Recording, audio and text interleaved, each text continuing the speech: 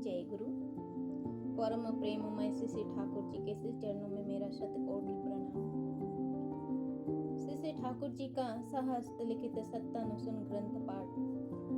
अनुताप करो किंतु स्मरण रखो, जिससे पुनः अनुतप्त ना होना पड़े।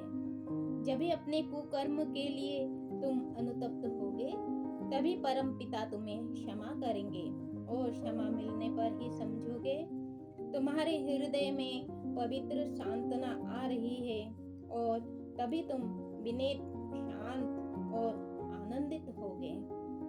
जो अनुतप्त होकर भी पुनः उसी प्रकार दुष्कर्म में रत होता है, समझना कि वह शीघ्र ही अत्यंत दुर्गति में पतित होगा।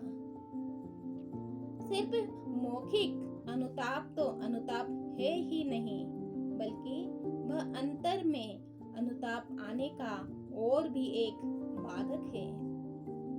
प्रकृत अनुताप आने पर उसके सभी लक्षण ही थोड़ा बहुत प्रकाश पाते हैं। जगत में मनुष्य जो कुछ भी दुख पाता है, उसमें अधिकांश ही कामिनी कंचन की आसक्ति से आते हैं। इन दोनों से जितनी दूर हटकर रहा जाए, उतना ही मंगल। भगवान श्री रामकृष्ण देव ने सभी को विशेष रूप से कहा है, कामिनी कंचन से दूर दूर, बहुत दूर रहो। कामनी से काम हटा देने से ही ये माँ हो पड़ती है।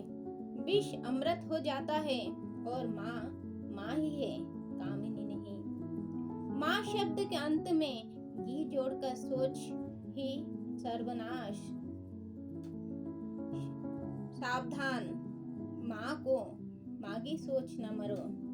प्रत्येक की माँ ही है जगजननी।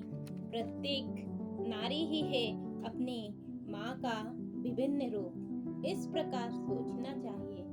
मातृभाव हृदय में प्रतिष्ठित हुए बिना स्त्रियों को स्पर्श नहीं करना चाहिए। जितनी दूर रहा जाए उतना ही अच्छा। यहाँ तक कि मुख दर्शन तक ना करना और भी अच्छा है। मेरे काम क्रोध आदि नहीं गए, ये नहीं गए कहकर चिल्लाने से वे कभी नहीं जाते। ऐसा कर्म, ऐसी चिंता का अभ्यास कर लेना चाहिए जिसमें काम क्रोध आदि की गंध भी नहीं रहे। मन जिससे उन सबको भूल जाए। मन में काम क्रोध आदि का भाव नहीं आने से वे कैसे प्रकाश पाएंगे? उपाय है उच्चतर उदार भाव में निमज्जित रहना। सृष्टि तत्व, गणित विद्या, रसायन शास्त्र इत्यादि की आलोचना से काम रिपु का दमन होता है। कामिनी कंचन संबंधित किसी प्रकार की आलोचना में ही उसमें आसक्ति ला दे सकती है। उन सभी आलोचनाओं से जितनी दूर रहा जाए उतना ही अच्छा है। जय गुरु।